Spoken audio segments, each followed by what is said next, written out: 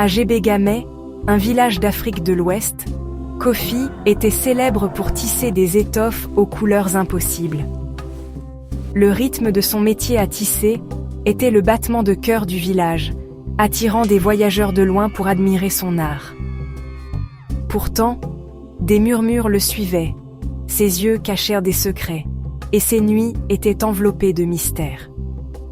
Les villageois se demandaient, son don était-il une bénédiction ou quelque chose de bien plus dangereux? Le véritable prix du talent de Kofi était une question qui hantait chaque recoin de Gbégamé. N'oubliez pas de vous abonner pour ne rien manquer. À chaque pleine lune, Kofi se glissait dans la forêt sacrée interdite, observé par des villageois effrayés. Les rumeurs grandissaient. Certains l'appelaient un sorcier, d'autres croyaient qu'il marchandait avec les esprits pour son talent. Après chaque voyage secret, ses plus belles étoffes apparaissaient, approfondissant la suspicion et la peur.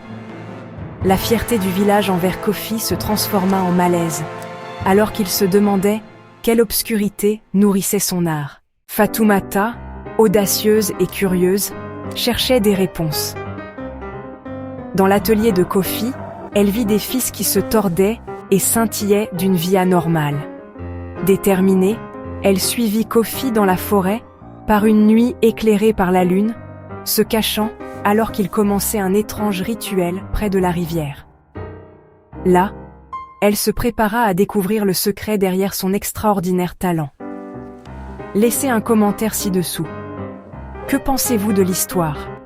Ce dont elle fut témoin allait tout changer. De la rivière, l'esprit Mamawata émergea, exigeant que Kofi tisse ses cheveux d'argent enchantés dans ses étoffes. En échange de son talent, Kofi payait avec la vitalité de sa famille. Chaque chef-d'œuvre drainait leur vie. Fatoumata réalisa que la maladie dans la maison de Kofi était le véritable coût de son pacte. La beauté de son œuvre masquait un terrible sacrifice. Le cœur de Fatoumata se remplit de colère et de pitié pour le tisserand piégé par sa propre ambition. Elle savait qu'elle ne pouvait pas rester silencieuse. Fatoumata confronta Kofi et Mamawata, le suppliant de choisir sa famille plutôt que son don. Ces mots brisèrent le regret de Kofi. Dans un moment de courage, il protégea Fatoumata de la colère de l'esprit. Renonçant au pacte, Kofi sacrifia son talent pour sauver les siens. Le pouvoir de Mamawata se brisa et la malédiction fut levée. Sa famille revint à la vie et Kofi devint un tisserand ordinaire. Gbégamé se souvint de la bravoure de Fatoumata, racontant l'histoire comme une leçon d'amour et de sacrifice. Si vous aimez ce conte, abonnez-vous et partagez votre avis.